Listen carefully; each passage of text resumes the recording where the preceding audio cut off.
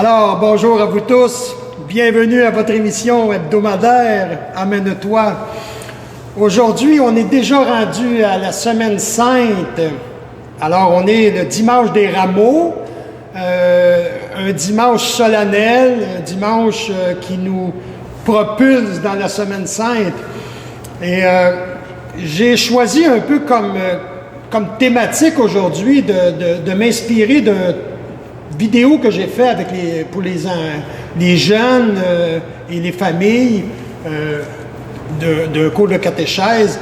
Et c'est un peu, le titre c'était « Joie et tristesse à Jérusalem ». Une espèce de paradoxe qu'on va voir aujourd'hui. Il y a deux évangiles le dimanche des Rameaux. Il y a le grand évangile qu'on ne fera pas parce que c'est quand même très long. J'ai choisi plutôt le premier, l'évangile de Marc, qui est le dimanche de la procession, de l'entrée de Jésus à Jérusalem. On avait fait, il y a 2 semaines, j'avais composé un petit chant sur l'entrée de Jésus à Jérusalem. Fait qu'on voit que c'est un petit peu pas très chronologique, les évangiles, parce que l'autre jour, il rentrait à Jérusalem, puis là, il rentre encore aujourd'hui. J'ai un petit peu aménagé le début de la pièce de musique.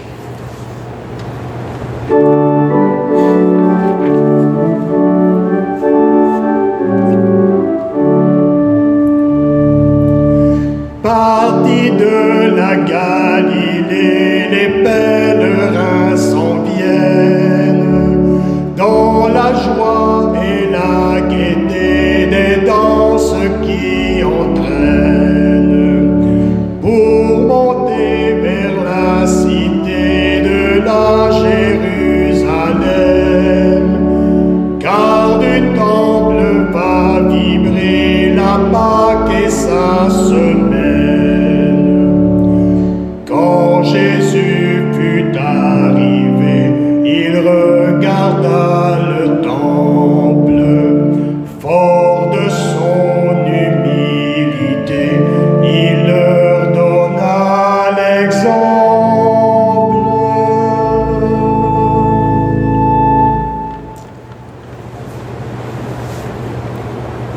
Jésus envoie 2 de ses disciples et leur dit: allez au village qui est en face de vous. Dès que vous y entrerez, vous trouverez un petit âne attaché, sur lequel personne ne s'est encore assis. Détachez-le et amenez-le. Si l'on vous dit « Que faites-vous là ?» répondez « Le Seigneur en a besoin. » Mais il vous le renverra aussitôt.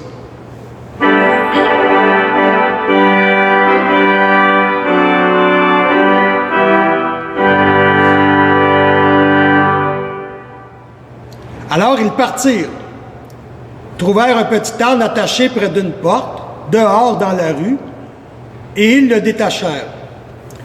Des gens qui se trouvaient là leur demandaient « Qu'avez-vous à détacher cet ânon ?» Ils répondirent ce que Jésus leur avait dit, et on les laissa faire. Ils emmenèrent le petit âne à Jésus, le couvrirent de leur manteau, et Jésus s'assit dessus.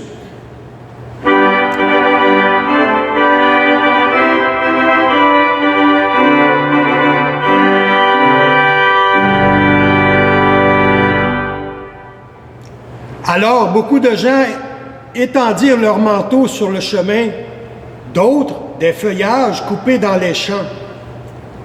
Ceux qui marchaient devant et ceux qui suivaient criaient.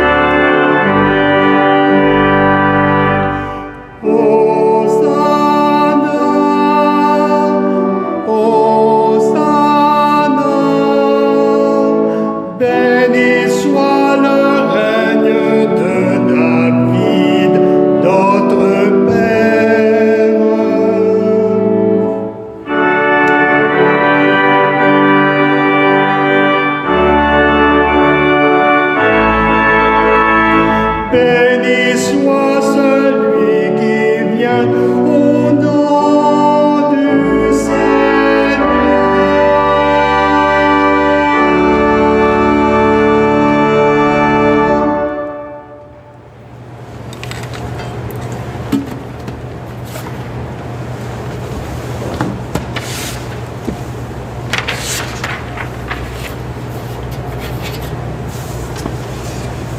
Toute une entrée pour Jésus avec sa monture.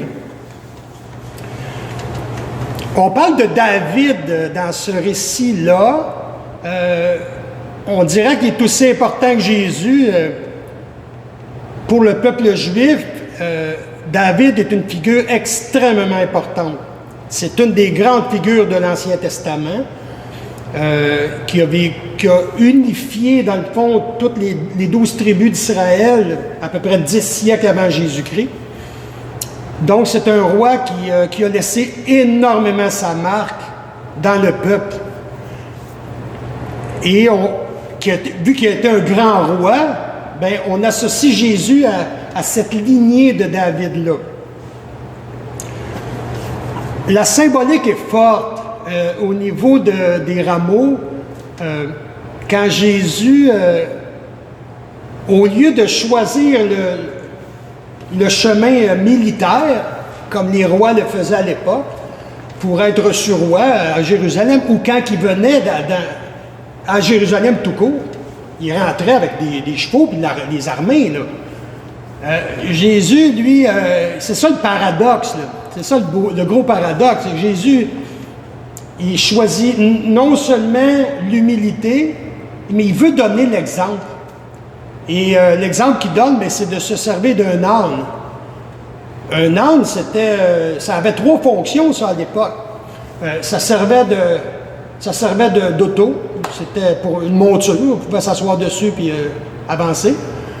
Ça servait de tracteur aussi, parce que ça servait pour les champs, dans les champs, là, pour aller les récoltes. Et ça servait de pick-up aussi. Ça servait aussi pour transporter des choses.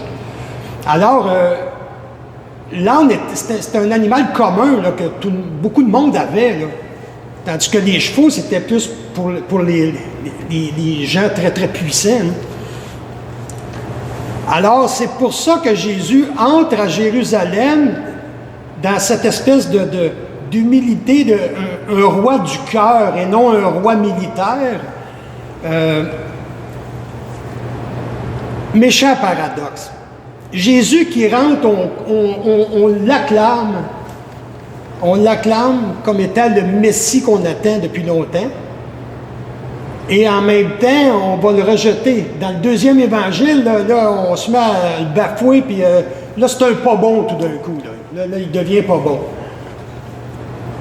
Fait que c'est pour ça que l'entrée messianique à Jérusalem, les évangélistes, ils en mettent épais parce qu'ils veulent montrer que Jésus était quand même acclamé, mais qu'il avait une mission bien précise quand il s'est amené à Jérusalem. Puis de plus en plus, Jésus, à la fin de sa vie publique, on s'entend qu'il était dur, de plus en plus dur avec le centre religieux de l'époque, qui était à Jérusalem. On appelait le Sanhédrin, qui était l'espèce de clergé de l'époque. Et il y avait une grosse division dans ce clergé-là, dans ces prêtres-là, dans ces pharisiens-là, les Sadducéens. Tout le monde n'était pas d'accord nécessairement pour faire condamner Jésus. Il y avait une division, parce qu'il y a beaucoup de pharisiens qui étaient proches de Jésus. Fait que ça semait un peu la division. Et Jésus va faire revivre au peuple ce qu'ils ont vécu à travers l'Ancien Testament, le peuple qui a été libéré d'Égypte. Et c'est d'ailleurs le texte de l'Exode qu'on se sert justement le jeudi saint au repas pascal, et pour enseigner aux enfants, enseigner à tout le monde la sortie d'Égypte. Donc Dieu qui libère son peuple. Et là, on a un peuple qui est en attente d'un Messie qui va venir libérer des Juifs, pas des Juifs, mais des Romains. Fait que là, les pauvres Juifs le peuple hébreu était écrasé par les pharaons en Égypte, et là, il est comme écrasé par César et toute sa gang de militaires. Et il y avait beaucoup d'attentes face à Jésus. Ils pensaient que c'était le Jésus politique qui viendrait libérer Israël du joug des Romains. C'est pas tout à fait ça qui s'est passé. On condamne Jésus, on va le condamner, puis on va l'envoyer, on va complètement le tasser, parce qu'il dérange beaucoup trop. Et pour les Romains, c'est un procès bien facile, ça, là. Eux autres, ils niaisaient pas avec le POC, là. Eux autres, quand quelqu'un faisait pas d'affaires, c'était pas trop long qu'il dérangeait plus, là. Fait que Jésus va se ramasser sur la croix. Tout le monde l'abandonne. Il finit dans l'indifférence, la solitude, la souffrance. Hey, sa mission, là, c'est pour bien des gens autour de la croix, c'est un échec. C'est un échec, cette affaire-là. Je demandais aux jeunes dans la vidéo, je lui demandais d'avoir une réflexion en famille sur le message de Jésus, ce que Jésus a apporté de nouveau. Est-ce qu'il a resté quelque chose de ça? On pense que oui, mais quand on voit toute la violence qu'il y a aujourd'hui autour de nous autres, je sais pas, on se pose plusieurs questions, hein, puis je lui demandais de réfléchir à ça puis d'en jaser ensemble. Qu'est-ce qui reste du message de Jésus? Puis je vous propose un petit temps de réflexion, une petite méditation, comme on le fait souvent à chaque émission. Rentrez en dedans de vous-même, puis repensez à tout ce qu'on a fait à Jésus, puis ce qu'on lui fait encore aujourd'hui dans nos gestes, nos activités humaines, parfois très douteuses. Alors, je vous invite à une petite méditation.